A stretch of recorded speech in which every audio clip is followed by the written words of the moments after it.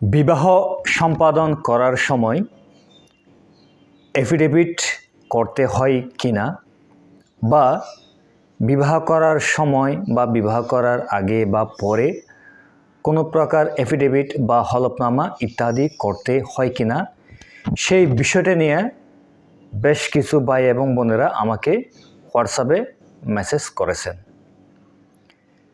এবং এই মেসেজের প্রেক্ষিতে আমি ইতিমধ্যে একটি শর্টস আকারে ভিডিও আমি চ্যানেলে আপলোড করেছি। যেহেতু সেখানে শর্টস আকারে সংক্ষিপ্ত আকারে আপলোড করেছি, অনেকে হয়তোবা সেটা বুঝতে পারেন নাই, তারপরেও প্রশ্ন করেছেন, যার কারণে মূলত এই পূর্ণাঙ্গ ভিডিওটা। সঙ্গে আছি আমি অ্যাডভোকেট মোহাম্মদ ওমর ফারুক। শুরুতেই বলে রাখি, আমাদের দেশে যেসব বিবাহ হয় সেই বিবাহগুলো বিবাহ রেজিস্ট্রেশন আইনের অধীনে সম্পাদন করার পরে কাজী সাহেবের মাধ্যমে বিবাহটি রেজিস্ট্রেশন করে নিতে হয়। এটি হচ্ছে আইনের বিধান এবং যেই আইনের বিধান অনুযায়ী বিবাহ সম্পাদন করার পরে রেজিস্ট্রেশন করতে হয়, অর্থাৎ যেই আইনে বিবাহ হয় সেই আইনের কোথাও উল্লেখ নেই যে বিবাহ সম্পাদন করার সময় বা বিবাহ সম্পাদন করার আগে বা বিবাহ সম্পাদন করার পরে এফিডেভিট দিতে হবে ছেলের পক্ষ থেকে বা মেয়ের পক্ষ থেকে বা যৌথভাবে এফিডেভিট দিতে হবে, এরকম কোনো বিধিবিধান আইনে নেই।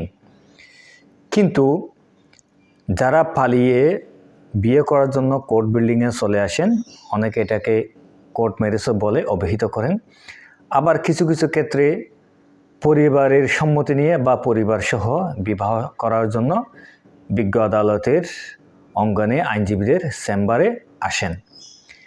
সেই সময় ছেলের পক্ষ থেকে একটা এফিডেভিট দেওয়া হয়, মেয়ের পক্ষ থেকে একটা এফিডেভিট, অর্থাৎ আলাদা আলাদা একটা ছেলে দিবে একটা মেয়ে দিবে, এরকম একটা এফিডেভিট করে দুজনের জন্য দুইটা এফিডেভিট সম্পাদন করা হয়। আবার কিছু কিছু ক্ষেত্রে দেখা যায় ছেলে এবং মেয়ে উভয়ই একসাথে যৌথভাবে একটা হলফনামা দিয়ে থাকে, যদিও বা যৌথভাবে হলফনামা দেওয়ার বিধান আইনত স্পষ্ট নয়।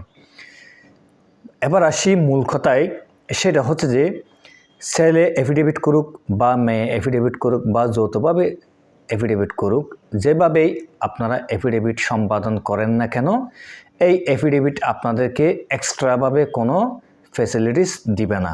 কারণ এটা যেহেতু আইনের স্পষ্টভাবে উল্লেখ নেই এফিডেভিট করতে হবে বিবাহ করার ক্ষেত্রে। যেহেতু আইনে বলা আছে শুধুমাত্র বিবাহ সম্পাদন করার পরে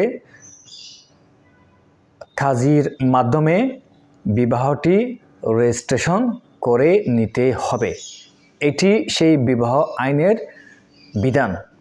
যেহেতু বিবাহ কাজীর মাধ্যমে রেজিস্ট্রেশন করে নেওয়ার বিধিবিধান রয়েছে, সেই ক্ষেত্রে আপনাদেরকে বিবাহটা কাজের মাধ্যমে রেজিস্ট্রেশন করে নিতে হবে। এই ক্ষেত্রে আপনাদেরকে কোনো প্রকার এফিডেভিট দিতে হবে না এবং এই এফিডেভিট দিলেও আপনারা এক্সট্রা কোনো বেনিফিট আইনত পাবেন না, কারণ এটি নিয়ে আইনত অস্পষ্ট বা আইনে কোনো কিছু উল্লেখ নেই এফিডেভিট করতে হবে এই মর্মে।